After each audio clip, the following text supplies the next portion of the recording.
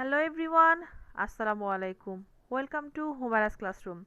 This is Humaira Sifat, Assistant Teacher, Mominpur Palpara GPS, Rangpur. Today we are going to learn the book English for Today, Class 4, Unit 5, page 15 to 17. Dear student, আজ আমরা Unit 5 এর 5.1, 5.2 এবং 5.3 পড়তে যাচ্ছি। শিক্ষার্থী, প্রথমে চলো আমরা 5.1 এই পৃষ্ঠাটি দেখে নেই। 5.1 এ রিড দ্য টেক্সট, এখানে এই টেক্সটটি পড়ার ইনস্ট্রাকশন দেয়া হয়েছে। শিক্ষার্থী, আমরা এই পৃষ্ঠাটি পড়বার আগে এই পৃষ্ঠার অজানা শব্দগুলো আগে জেনে নেই। Let's unknown known the unknown word. Let's know the unknown word. Okay, প্রথমে রয়েছে ইয়ঙ্গার মানে ছোট, ওরাল স্যালাইন মানে খাবার স্যালাইন, মেক মানে তৈরি করা, ইনস্ট্রাকশন মানে নির্দেশনা, ফর মানে জন্য, ফার্স্ট মানে প্রথম, ক্লিন মানে পরিষ্কার, জগ মানে জগ, গ্লাস মানে গ্লাস, প্রপারলি মানে যথাযথভাবে বা যথাযথ, দেন মানে পর তারপর, পুর মানে ঢালা, হফ মানে অর্ধেক, লিটার মানে লিটার, হ্যান্ডফুল মানে মুষ্টি, মানে আমরা যেমন এক মুষ্ট বলি এটাকে বলা হয় ইংলিশে বলা হয় হ্যান্ডফুল, ড্রিঙ্কিং ওয়াটার মানে খাবার পানি, নেক্সট মানে পরবর্তী, মোলাসেস মানে গুড়, সুগার মানে চিনি, সল্ট মানে লবণ, পিঞ্চ মানে চিমটি, অ্যাড মানে যোগ, ইনটু মানে মধ্যে, আফটার মানে পরে, হোল্ড মানে রাখা, ফিঙ্গার মানে আঙ্গুল, মিক্সড মানে মিশ্রণ, ওয়েল মানে ভালো, স্পুন মানে চামচ, নাও মানে এখন, সার্ভ পেশেন্ট মানে রোগীর সেবা করা, রিমেম্বার মানে মনে রাখা, নিড মানে প্রয়োজন, ফিনিশ মানে শেষ করা, উইথিন মানে মধ্যে, আওয়ার্স মানে ঘন্টা। শিক্ষার্থী, আমরা অজানা শব্দ সবগুলোই দেখে নিলাম। এবার চলো ইউনিট 5 এর 5.1 এই অংশটুকু আমরা পড়ে নিই। 5.1 এ বলা আছে রিড দ্য টেক্সট। অনুচ্ছেদটি পড়ো। Alia's younger brother is sick. আলিয়ার ছোট ভাই অসুস্থ। সিক মানে অসুস্থ। The doctor advised her brother to take oral saline. Doctor তার ভাইকে পরামর্শ দিয়েছে খাবার স্যালাইন গ্রহণ করতে। The doctor also told them how to make the oral saline. How to make oral saline. Doctor তাদেরকে আবার এই খাবার স্যালাইন তৈরি করা যায় কিভাবে সেটিও তাদেরকে বলে দিয়েছে। Instructions for making oral saline. খাবার স্যালাইন তৈরির নির্দেশনা। নাম্বার 1, ফার্স্ট প্রথমে clean a jug, a glass and your hands properly. প্রথমেই তোমার হাত, জগ এবং গ্লাস পরিষ্কার করে নিতে বলেছে। দেন মানে তারপর pour in half a liter of pure drinking water into a jug. বলেছে এরপরে হাফ আ লিটার অর্থাৎ 1 লিটারের অর্ধেককে কিন্তু আমরা হাফ লিটার বলি। হাফ মানে 1 লিটারের অর্ধেক। তো 1 লিটারের অর্ধেক হাফ লিটার পানি আমরা একটি বিশুদ্ধ পানি, এখানে বলছে পিওর ড্রিঙ্কিং ওয়াটার, বিশুদ্ধ খাবার পানি একটি জগে ঢালতে বলেছে। পিওর এই যে পোর মানে কিন্তু ঢালা, হ্যাঁ, এখানে আমরা ছবি দেখতে পাচ্ছি 2 গ্লাস পানি একটি জগে ঢেলেছে। বিশুদ্ধ পানি আমরা ঢেলে নিলাম। তারপরে বলেছে নাম্বার 3, নেক্সট তারপর take a handful of molasses. আচ্ছা, মোলাসেস মানে গুড়, আমি কিছুক্ষণ আগে তোমাদের জানিয়েছি, এখানে কিন্তু ব্র্যাকেটে কিন্তু গুড় লিখে দিয়েছে, or sugar and add it into the water. বলেছে এরপর 1 মুঠ, এই যে টেক আ হ্যান্ডফুল মানে 1 মুঠ গুড় অথবা 1 মুঠ চিনি যুক্ত করতে বলেছে এই পানিতে। আমরা ছবিতেও দেখতে পাচ্ছি যে এই জগের মধ্যে 1 মুঠ গুড় অথবা চিনি দেয়া হচ্ছে। নাম্বার 4, আফটার দ্যাট, তারপর take a pinch of salt. Pinch মানে হচ্ছে চিমটি। হ্যাঁ, এক চিমটি সল্ট, 1 চিমটি লবণ নিতে বলেছে। দেখো এখানে পিকচারে আমরা দেখতে পাচ্ছি এই জগের মধ্যে 1 চিমটি লবণ দেয়া হচ্ছে। Much as you can hold with 3 fingers, মানে তুমি 3 আঙ্গুলের 1 চিমটি লবণ নেবে, তোমার 3 আঙ্গুল দিয়ে যতটুকু সম্ভব এতটুকু পরিমাণ লবণ তুমি এখানে যুক্ত করবে। এরপর 5 নাম্বার বলছে mixed them well with a spoon. একটি চামচ দ্বারা এটি যথাযথভাবে কি বলতে, মিক্সড মানে মিশ্রণ করতে বলেছে, মিশ্রণ করতে বলেছে পানির সাথে চিনি, গুড় অথবা এই লবণের। 6, নাও, এখন, serve the saline to the patient. বলেছে এই স্যালাইনটি এখন যে রোগী আছে তাকে কি করতে বলেছে, সার্ভ করতে বলেছে, তাকে দিতে বলেছে। নাম্বার 7, রিমেম্বার, তোমাকে একটি বিষয় অবশ্যই মনে রাখতে হবে, সেই বিষয়টি এখানে বলেছে রিমেম্বার, মনে রাখবে, you need to finish the saline within 12 hour. তোমাকে অবশ্যই 12 ঘন্টার মধ্যে এই খাবার স্যালাইনটি শেষ করতে হবে। তো আমরা 15 নম্বর পেজ শিক্ষার্থী পড়ে নিলাম। এখানে এই পেজটা পড়ার সাথে সাথে কিন্তু কিভাবে খাবার স্যালাইন তৈরি করা যায় এই পদ্ধতিটা কিন্তু খুব সুন্দরভাবে আমরা ইংরেজিতে জেনে নিয়েছি। চলো শিক্ষার্থী আমরা পরবর্তী পেজ দেখে নিই। পরবর্তীতে পেজে আমরা দেখতে পাচ্ছি এখানে আবার একটি কনভারসেশন আছে এবং 5.2 এ focus language use of can, could for request, এরকম একটি বিষয় এখানে ফোকাস ল্যাঙ্গুয়েজে আজকে উল্লেখ করেছে। চলো শিক্ষার্থী এই পৃষ্ঠা পড়ার আগে আমরা এই পৃষ্ঠার অজানা শব্দগুলো একবার দেখে নিই। Let's know the unknown word meaning.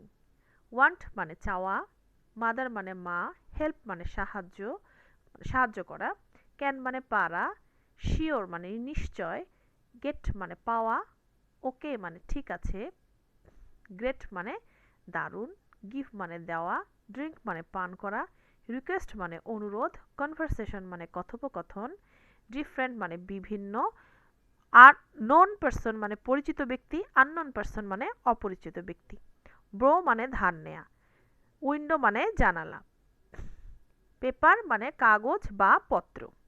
শিক্ষার্থী এরপরে চলো আমরা এই পৃষ্ঠায় চলে এসেছি। এই পৃষ্ঠায় বলেছে দ্য ডক্টর, আমরা 5 ইউনিট যে পড়েছি সেই ডক্টরের অধ্যায়টি এখানে রয়েছে। এখানে আমরা প্রথমে পড়েছি কি, নাও মানে এখন, Alia wants to make oral saline for her brother. এখন আলিয়া চাইতেছে বা চাচ্ছে ওরাল স্যালাইন তৈরি করতে ফর হার ব্রাদার, তার ভাইয়ের জন্য সে খাবার স্যালাইন তৈরি করতে চাচ্ছে। she asked her mother to help him making the oral saline. বলেছে সে তার মায়ের কাছে সাহায্য চাইছে যেন তার ভাইয়ের জন্য সে খাবার স্যালাইন তৈরি করতে পারে। আচ্ছা, আলিয়া, এবার তাদের একটা কনভারসেশন আছে নিচে, আমরা কনভারসেশনটা পড়ে নিই। আলিয়া, মা, can you help me make the oral saline? মানে হচ্ছে মা, তুমি কি আমাকে খাবার স্যালাইন তৈরিতে সাহায্য করতে পারবে? মাদার, শিওর, মা বলছে নিশ্চয়। Alia, could you help me get the water and the jug please? এবার আলিয়া বলছে তুমি আমাকে দয়া করে বা অনুগ্রহ করে জগ এবং পানিটি আমাকে দিতে পারবে, মানে এটা মাকে বলছে। হ্যাঁ, তো মানে দিতে সাহায্য করবে। মা বলেছে, আমরা এই লাইনটা আবার পড়ে নেই, কুড ইউ হেল্প মি, তুমি কি আমাকে সাহায্য করতে পারবে gate the water and the jug এবং পানি দিতে, এটা কিন্তু সে বলেছে, সাথে বলেছে প্লিজ। প্লিজ মানে কি, অনুগ্রহপূর্বক। আচ্ছা, মাদার, ওকে, মা বলেছে আচ্ছা ঠিক আছে, হেয়ার দেয়ার, এগুলো এখানে দিলাম বা এখানে আছে। আলিয়া, থ্যাংক ইউ, ধন্যবাদ। Could you give me the salt, তুমি কি আমাকে লবণ দিতে পারবে? অ্যান্ড দ্য সুগার অলসো, এবং চিনিও কি আমাকে দিতে, চিনি এবং লবণও কি দিতে পারবে, তাই না? এটা বলছে। তখন সে বলছে মা মা মাদার শিওর, মা বলেছে নিশ্চয়ই।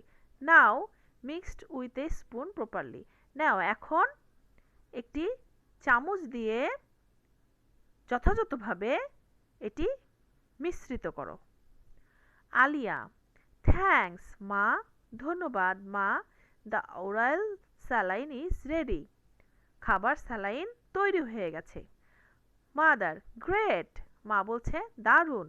নাও give it to your brother to drink, এখন তুমি তোমার ভাইকে এটা খাবার জন্য দাও। শিক্ষার্থী, আমরা কিন্তু ওরাল স্যালাইন সম্পর্কে কিভাবে তৈরি করতে হয় সেটা শিখে নিয়েছি, এবং সেই সাথে আলিয়া কিভাবে খাবার স্যালাইন তার মার সাহায্যে তৈরি করলো সেটাও জেনেছি। এখন শিক্ষার্থী, আমরা চলে যাই ফোকাস ল্যাঙ্গুয়েজে। 5.2 এ এখানে ফোকাস ল্যাঙ্গুয়েজে বলেছি use of can or could for request. আমরা কখন এই যে রিকোয়েস্ট মানে অনুরোধের সময় আমরা কি ক্যান এবং কুড ব্যবহার করব সে সম্পর্কে আজকে আমরা আলোচনা করব। ইন দ্য কনভারসেশন, এই কথোপকথনে Alia used different language, Alia বিভিন্ন ধরনের ভাষা ব্যবহার করেছে, বিভিন্ন ধরনের এক্সপ্রেশন ব্যবহার করেছে to make request to her mother, তার মাকে অনুরোধ করার জন্য নানান ধরনের সে এক্সপ্রেশন ব্যবহার করেছে। যেমন এখানে বলেছে can you help me make the oral saline, তুমি কি আমাকে খাবার স্যালাইন তৈরি করতে সাহায্য করবে, এটা একটা বলেছে। তারপরে বলেছে could you help me get the water and the jug please, আবার বলেছে দয়া করে বা অনুগ্রহপূর্বক তুমি কি আমাকে জগ এবং পানি দিতে সাহায্য করবে।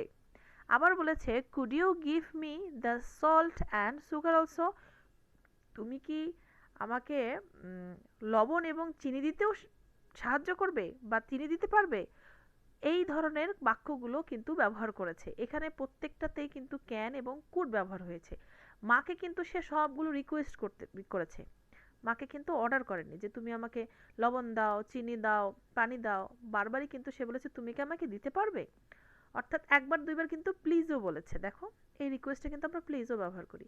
তো যখন আমরা কাউকে রিকোয়েস্ট করব, কোনো কিছু অনুরোধ করে চাইবো বা করতে বলবো, তখন আমরা ক্যান এবং কুডের ব্যবহার করতে পারি। তো শিক্ষার্থী, আমরা কোথায় ক্যান ব্যবহার করব আর কোথায় কুড ব্যবহার করব সেই বিষয়ে আরেকটু বেশি ধারণা নেই।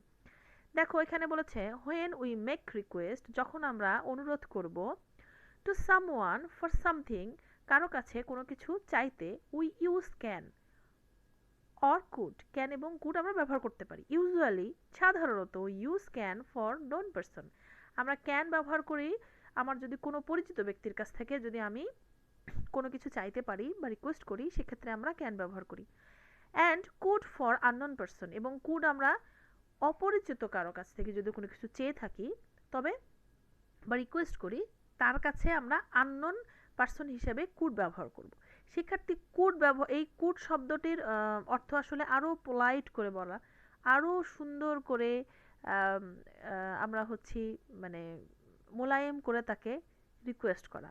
হ্যাঁ, যেমন এটা যদি আমরা বলি যে could you give me the salt and sugar also, তুমি যদি আমাকে এটা দিতে পারতা, এরকম মানে সল্ট এবং সুগার যদি তুমি দিতে পারতা, এরকম প্রশ্ন। ক্যানের পাস্ট কিন্তু কুড। হ্যাঁ, তো খুব সুন্দর করে কিন্তু অনুরোধ করা যায় কুড দিয়ে এবং ক্যান দিয়ে। শিক্ষার্থী, এখানে এক্সাম্পল হিসেবে বলছে can I borrow your pen, আমি কি তোমার কলমটি ধার নিতে পারি। তারপর এখানে বলছে can you open the window, হ্যাঁ, can you open the window, তুমি কি জানালাটি খুলতে পারো। প্লিজ, প্লিজ মানে কি দয়া করে বা অনুগ্রহপূর্বে তুমি কি জানালাটি খুলতে পারবে, এরকম বলা হয়েছে। Could you give me some paper please, তুমি কি আমাকে কিছু কাগজ দিতে পারো, এরকম কিন্তু প্রশ্ন বা রিকোয়েস্ট করা হয়েছে। শিক্ষার্থী, আমরা কিন্তু দেখে নিয়েছি কিভাবে ক্যান এবং কুডের ব্যবহার করা যায়। সাধারণত আমরা রিকোয়েস্টের ক্ষেত্রে ক্যান এবং কুড ব্যবহার করব এবং আমরা কিন্তু প্রায়ই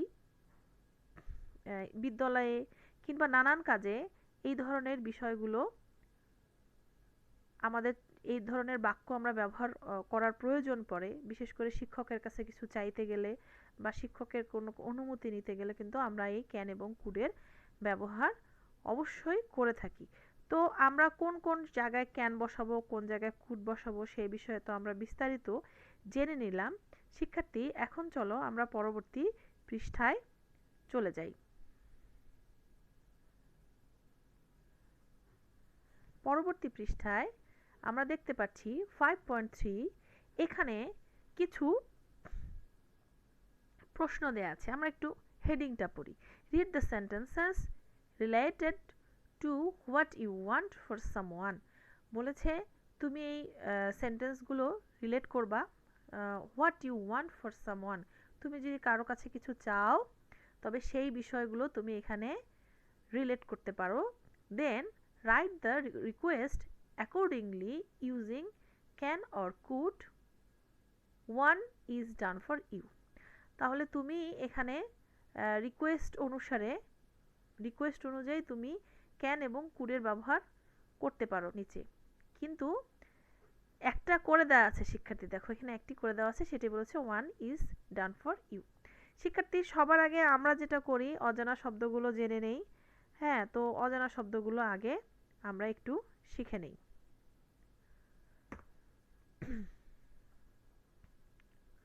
রিলেট মানে সম্পর্ক, অ্যাকর্ডিংলি মানে সেই অনুযায়ী, ওপেন মানে খোলা, সুইচ মানে সুইচ, লাইট মানে আলো বা লাইট, পারমিশন মানে অনুমতি, ওয়াশরুম মানে পায়খানা, টয়লেট বা শৌচাগার, প্রাইস মানে মূল্য, শপ মানে দোকান। শিক্ষার্থী, আমরা এখানে অল্প কিছুই অজানা শব্দ ছিল, সেগুলো আমরা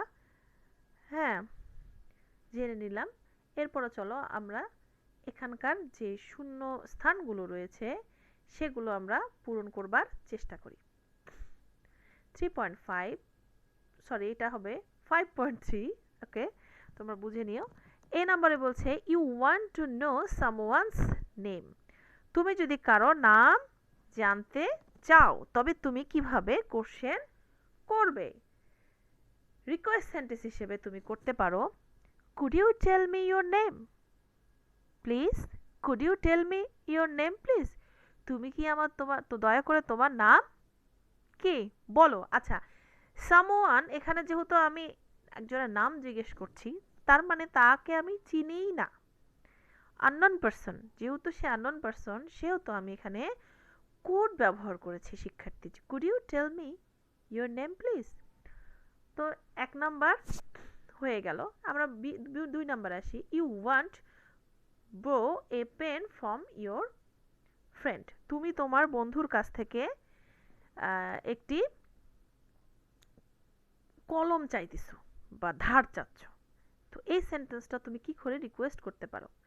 দেখো, এভাবে রিকোয়েস্ট করো, যেহেতু তোমার ফ্রেন্ড পরিচিত পার্সনের কিন্তু আমরা ক্যান ব্যবহার করি। সেক্ষেত্রে আমরা এখানে ব্যবহার করেছি can you give me a pen please. তুমি কি আমাকে একটি কলম দিতে পারো? আচ্ছা, এখানে আমি গিভ ব্যবহার করছি। শিক্ষার্থী, এই জায়গায় আমি গিভ ব্যবহার করেছি। তুমি এখানে এই borrow ব্যবহার করতে পারো, যে তুমি আমাকে কলম ধার দিতে পারো। দুটাই ব্যবহার করা যায়, তোমরা কিন্তু দুটোই মানে লিখে নিতে পারো। শিক্ষার্থী, এর পরেরটা দেখি। ইউ বলেছে you want someone to open the window for your classroom. তুমি চাইতেছো তোমার ক্লাসরুমের কাউকে একজনকে বলতেছো, সামওয়ানকে, যে তোমার এই উইন্ডোটা, জানালাটা খোলার জন্য। তো মানুষকে কি অর্ডার করবা? অবশ্যই না। তুমি খুবই পোলাইট করে তাকে অনুরোধ করবা যে সে যেন তোমার এই কাজটি করে দেয়, অর্থাৎ জানালাটি খুলে দেয়। তো ক্লাসরুম বলেছে যখন, তার মানে তোমার ফ্রেন্ডই বা তোমার ক্লাসের পরিচিত জনকে তুমি এই প্রশ্নটি বা এই অনুরোধটি করছো। সেক্ষেত্রে আমি ক্যান ব্যবহার করেছি। শিক্ষার্থী, যে can you open the window, তুমি কি জানালাটি খুলে দেবে প্লিজ, অনুগ্রহ করে। হ্যাঁ, তাহলে অনুগ্রহ করে তুমি কি জানালাটি খুলে দেবে, এটা আমি ক্যান ব্যবহার করেছি। এরপরে আসো ডি নাম্বারে। You ask someone to switch on the light. এখন তুমি কোনো একজন ব্যক্তিকে বলেছো যে এই আলোটি জ্বালিয়ে দাও বা সুইচটি অন করো, এটি তুমি তাকে রিকোয়েস্ট করছো। এখন দেখো এখানে কিন্তু বলে নাই তোমার পরিচিত জন, এখানে বলছে সামওয়ান। তো সামওয়ান অপরিচিত ব্যক্তি হিসাবে আমরা এখানে কিন্তু কুড ব্যবহার করতে পারি। শিক্ষার্থী রিকোয়েস্ট সেন্টেন্স হিসেবে লিখেছি, could you please turn on or switch on the light. Okay, এই প্লিজটা আমি মাঝখানে দিয়েছি, দেখো শিক্ষার্থী এখানে যেমন সবার শেষে দিয়েছি, এখানে কিন্তু মাঝখানে দিয়েছি। তুমি চাইলে এটা আসলে মানে সাউন্ডটা যেন আরো সুন্দর শোনায় সেজন্য আমি কুড ইউ প্লিজ লিখেছি। তোমরা চাইলে এই প্লিজটা শেষেও দিতে পারো, সমস্যা নেই।